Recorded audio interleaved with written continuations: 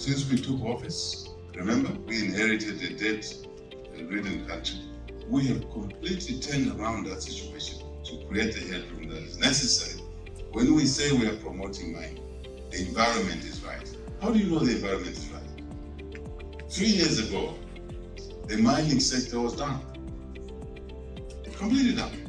Since we came into office, fiscal regime in the mining sector, we changed it, made it better, predictable, stable. Still have one or two things to change. That change is not an event, it's a process. But it's an upward process. Since we made those changes, we've restructured and restored the mining sector. The old mines that were not operating, some for 23 years, are back. 3 years now. Some for 46 years. Kalengwa mine, back. What have we done also? We have brought in private capital. That's the test of the body is in the eating. There's been a perception that Africa is one homogeneous place. That's not true. Africa is a big continent, as you can see yourselves, and there are diversities in there. I'm president from UNIP, MMD, from UPND, fourth political party in a democracy, still smooth change of government. It's a totally different narrative. Totally different. The rule of law issues is very important.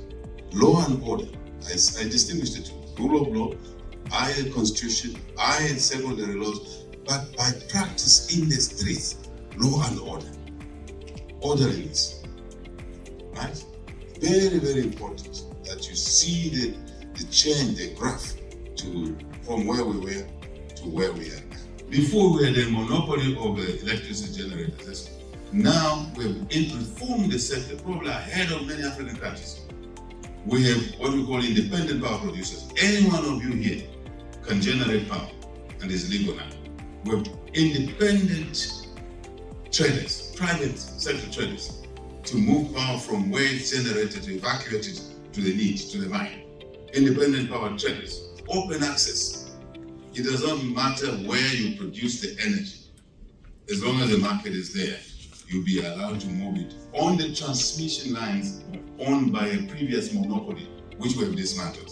The environment is different. So you have a big ticket in energy. The market is there, power is sold long term. I don't know about Japan here. 5-year power purchase agreement, 10-year power purchase agreement, obviously with the escalator in the tariff, depending on the conditions. So you can't be wrong. So you have a market that will back the viability of your investments.